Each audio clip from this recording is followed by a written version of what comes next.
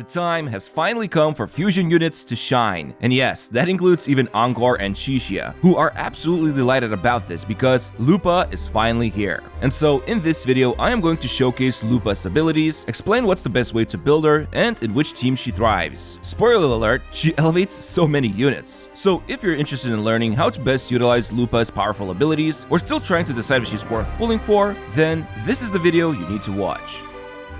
Quick disclaimer as always, I recorded this video on a test server, so content shown here is subject to change. So, you want to know more about the She-Wolf Warrior and why she's amazing, right? Well, the most important thing about her is that she's a premier support for fusion teams. Her liberation can boost attack and fusion damage, while also reducing the enemy's fusion resistance. If that's not enough, the latest set, Flaming Claw print equipped on her, further increases everyone's fusion damage. And then if you're using her signature weapon, even more fusion damage can be granted to the team. So potentially, she can provide up to 59% fusion damage boost at S0R1, which I'm sure even oldies like Shishia and Encore are salivating when they hear about this. When did I mention Lupa's outro amplifies next unit's fusion damage by 20% and basic attack damage by 25% for 14 seconds? Yeah, she's absolutely busted for fusion teams. And even as a nice little bonus, she has this cool dash which can become a fast sprint for exploration. Pretty nice. But that's the overview. Now, let's get into the nitty-gritty of her kit. And I think the best way to do this is by first examining how her forte functions. Basically, she can gain Wolf Flame, which are the forte points by doing normal attacks, using her skill or liberation. Once she has 50 points, or half the bar, you can either unleash an enhanced heavy attack called Wolf's Gnawing, or when she's mid-air, the third hit becomes enhanced called Fire Strike. No matter which one you used, she will gain one Wolf Fate point, which I'll simply refer to as Wolfie Point, Wolf Point, or just Point. And you can see this cute little icon appear on the half bar.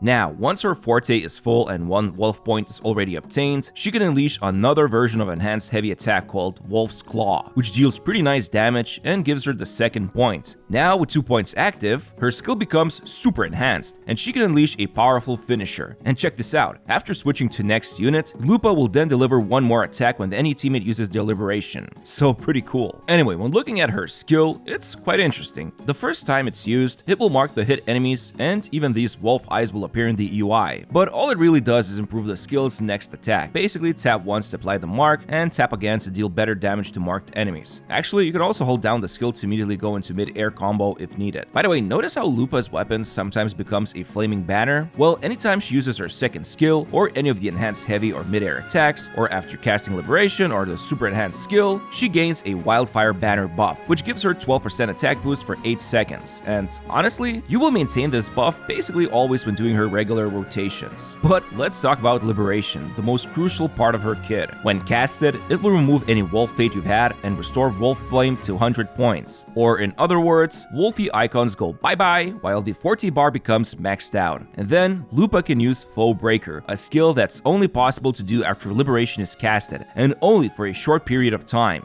So I highly suggest to just quickly follow up with the skill after liberation. Once the unique skill is used, all 40 bar points are consumed, everyone in the party gains Pack Hunt effect, which does many things, and then Lupa also enters the burning match point state, which for 12 seconds allows her normal attacks to restore 500% more forte than usual, but in exchange, she cannot use her regular skill while in this state, which really doesn't matter frankly. And so, the purpose of this burning match point state is that she can very quickly rebuild her forte and Wolf Fate points by just spamming her basic attacks. And then, once she has 2 of those Wolfie icons, she can unleash the most powerful version of her super enhanced skill, which, of course, will also end the burning match point state. So, long story short, once her liberation is casted, you quickly want to make sure she can deliver that super enhanced skill, and I'll soon show a couple of rotations how to do it. But first, let's talk about the Pack Hunt effect because it comes packed with a lot of buffs. First of all, while it's active, up to 3 times any hit or attack that launches your active unit will allow them to automatically recover and even count as a dodge, which is nice. But then, more importantly, everyone gains 6% attack boost, which can be increased 2 more times by triggering anyone's intro, so 18% total. More importantly, once the maximum cap is reached, Lupa's next intro skill becomes extremely powerful called Nowhere to Run. It deals quite insane damage, but in exchange, sadly the Pack Hunt buff disappears and you'll need to recast her liberation and then Foe Breaker skill. But Pack Hunt still provides more benefits. When fighting Overlord or Calamity class enemies, so basically world or weekly bosses, fusion damage for everyone will be boosted by 10%, but if all units in team are fusion, then 10% more, so 20% total. If that's not enough, her second inherent skill also grants Glory buff after casting her Liberation, which allows everyone to ignore 3% of enemies' fusion resistance. But with each additional fusion unit, besides She-Wolf Lady, it goes up by 3%, and if all are from fusion, then it can be as high as 15% ignore. And by the way, that powered up intro skill she casts also removes this buff. So in other words, you gotta keep recasting Liberation to enjoy all these tasty buffs. Oh, and yeah, the first inherent skill is the one that allows her to run faster after dashing for a few seconds, and she even gains resistance to interruption when casting one of the enhanced heavy or mid-air attacks. But anyway, let's quickly go over her rotations. So, starting with the assumption you're in Tower of Adversity and the rotation begins with Lupa, use her skill twice, then cast Liberation, then quickly use the skill again, and whether she's in mid-air or on the ground, just spam her basic attacks until she has 2 of those wolfy icons, which means now she can unleash her superpowered skill, and then you can drop her Echo and swap out. And for some extra clarity, here's Brand and Chang'Li's rotations included as well, since this will be her meta team. Now, let's say we intro into Lupa. Well, the rotation is almost the same, except now just press Liberation instead of using her skill twice, and then follow the same combo shown here. If you really care about the exact details how the mashing of basic attacks look like, basically after Liberation and then skill, she will be in mid-air, so that means she can do her full 3-hit air combo, one of which will be enhanced, then she can immediately follow up with the enhanced second heavy attack, which again can be triggered as just a left mouse button, and then just use her superpowered Forte skill with Echo and swap out. That's basically it. Tons and tons of text, a very convoluted kid, but at the end of the day, she's quite simple when you really look at her rotations.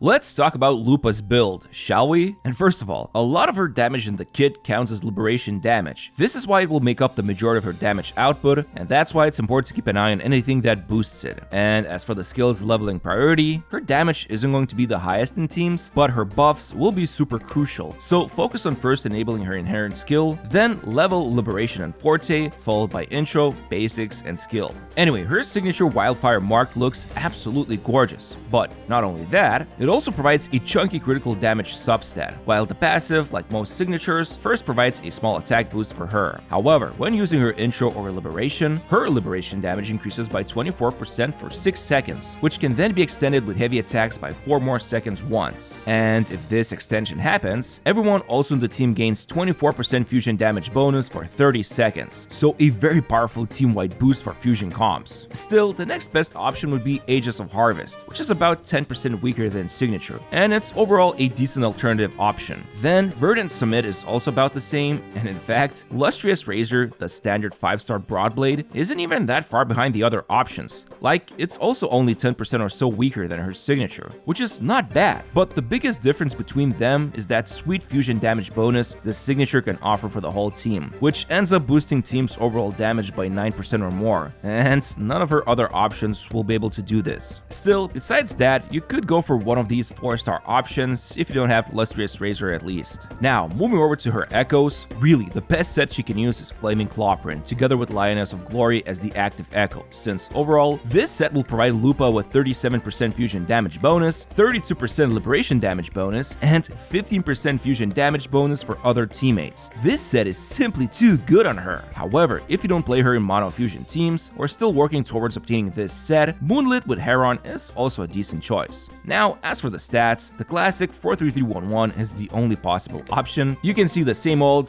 recommended main stats here as always. However, it is possible sometimes you might struggle with having Lupa's Liberation ready the moment you switch to her, although those are rare cases, and if needed, you could use Energy Regen as one of the 3-cost main stats, but it's best to stick with the reliable double fusion damage 3 costs, or if you really need to, one of them can be attack percent. Finally, when it comes to substats, focus on getting critical rate and damage, then attack percent and liberation damage. And finally, make sure to obtain at least 120% energy regen from substats. That's the sweet spot usually when playing mono fusion teams, but it can be lower or higher depending on rotations and other teammates. And at least in non-mono fusion teams, her ER requirements can go up even higher. Alright, time to talk about some exciting team comps. And obviously, the best one is going to be with Changli and Brand. Sadly, I don't believe Flaming Clawprint buff stacks, so only Lupa should be using it, while you can give Changli something like Molten Rift, and Brand should be using Tidebreaking Courage set. And remember, the best way to utilize each outro would be by going from Lupa into Brand, from Brand into Changli, and from Changli into Lupa. This way, every single outro buff will be utilized fully. Still, there's other fusion units you could build comps with, like this quick swappy team of Changli and Encore. Yeah, it's not the easiest to play with, but I know there's a crowd who will love this a lot, and when you play this team comp really well, it actually doesn't lag too much behind the premium meta team. Still, there's also good old Shishia, which you could use along with Brand, or otherwise, if going outside monofusion teams, a couple of variations with Shorekeeper can also work pretty decently, like using Brand or Changli in the last spot. Just keep in mind, Brand also provides healing and shielding, which can be crucial if you lack the survivability. Honestly, my comfy team right now is Lupa, Shorekeeper, and Brand. Yeah, I know I could squeeze out more damage with Changli or even Encore, but this is an extremely easy to pilot team comp. And with Sequence 3 Lupa, it becomes even better. Overall, Lupa definitely enables very powerful fusion teams, and she absolutely provides a facelift this team archetype needed for a while. Okay, let's go through Lupa's sequences quickly. And starting with the first sequence, after casting her Liberation, she will regain 10 Concerto and raise her critical rate by 20% for 10 seconds. Plus, her super-powered Forte skill will now be immune to Interruption. Overall, a very strong first sequence. Now, as for sequence 2, this is where monofusion teams eat good. After using one of her enhanced heavy or mid-air attacks, or after casting Liberation, everyone gains 20% fusion damage bonus up to 2 times. So a fat 40% fusion damage boost for 30 seconds total. Impressive. Now let's see the third sequence. Her mega powerful intro now hits way harder, and some restrictions are lifted. Now, by default, enemies' fusion resistance will be lowered by 15%, and then you don't even need to run all 3 fusion units to get that extra 10% fusion damage bonus against Calamity or Overlord Echoes. However, here comes the big gun. The super enhanced skill now deals far more damage, like a lot more. And then sequence 5, after using her intro, everyone gains 15% Liberation damage boost. Honestly, not the most impressive upgrade, but you're now one step away from S6, and this baby here basically turns Lupa into a mother of all wolves. Let's just say she can do a bunch of crazy stuff with this final upgrade.